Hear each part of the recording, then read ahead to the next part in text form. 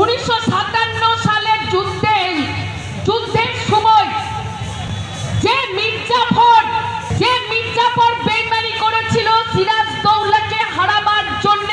শিক্ষিত গৃহপরিচারিকা হঠাৎ করে তৃণমূল নেত্রী হয়ে উঠলে যা হয় তাই দেখা যাচ্ছে পশ্চিমবঙ্গের রাজত্বে। তিনি এক বিশেষ প্রতিবাদী সভায় এখানকার ধনেখালির এমএলএ অসীমা পাত্র মহাশয়া সভা মঞ্চ থেকে বলছেন 1957 খ্রিস্টাব্দে নাকি পলাশির যুদ্ধ সংঘটিত হয়েছিল। মির্জাফরকে আখ্যায়িত করতে গিয়ে 1957 সালের পলাশির যুদ্ধের কথা বলছেন সভা মঞ্চ থেকে সকলের সামনে। শুধু তাই নয়, জাতির জনক মহাত্মা গান্ধীকে নাকি হত্যাকারী হলেন বীর সাভারকার। মহাত্মা গান্ধীকে হত্যাকারী নাকি নায়ক হলেন বীর সাভারকার। জাতির জনক মহাত্মা গান্ধীকে খুন করেছিলেন সাভারকার, তার নাম শুনেছি। এই ধরনের ইতিহাস বিকৃত অধ্যায়কে তুলে ধরছেন সভা মঞ্চ থেকে। এর থেকে বাংলার শিক্ষার অবস্থা ভালো আর কি হতে পারে? সেই কারণেই তো আজকে বাংলার শিক্ষা ব্যবস্থা অথৈব গভীর জলে নিমজ্জিত হয়েছে। এর থেকে ভালো আশা আর কি করা যায়? তাই জন্যে এই অপদার্থ নেতা নেত্রীদের এই পশ্চিমবঙ্গের মাটি থেকে বিতাড়িত করতে হবে এবং এই তৃণমূল দলকে আগামী 26-এর নির্বাচনে বঙ্গোপসাগরে নিমজ্জিত দিতে হবে। না হলে কিন্তু আপনার আমার সকলের আগামী ভবিষ্যৎ প্রজন্ম অন্ধকারে নিমজ্জিত হয়ে থাকবে।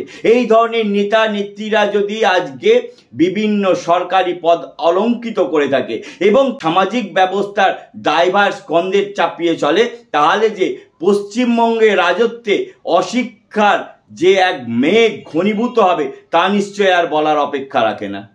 মহিলাদের ধর্ণা অবস্থান আমাদের চলছে। এখানে আমি শুনছিলাম কয়েকদিন আগে নাকি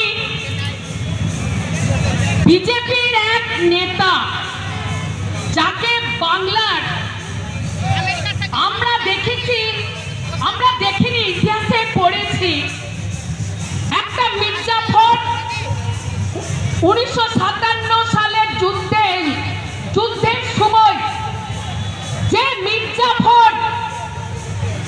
মির্জাফর বেইমানি করেছিল সিরাজদৌল্লাকে হারাবার জন্য, সেই মির্জাফরের নাম আমরা ইতিহাসে দেখেছি, আমরা পড়েছি।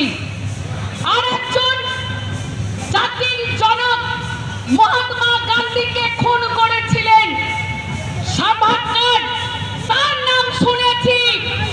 আর এখন আমরা দেখছি বাংলার একটা মির্জাফর, তার নাম শুভেন্দু অধিকারী, যে বাংলার মির্জাফর, বাঙালির মির্জাফর, বাঙালির জাতির শত্রু। সেখানে সে খুব কিসের প্রোগ্রাম করতে এসেছিল না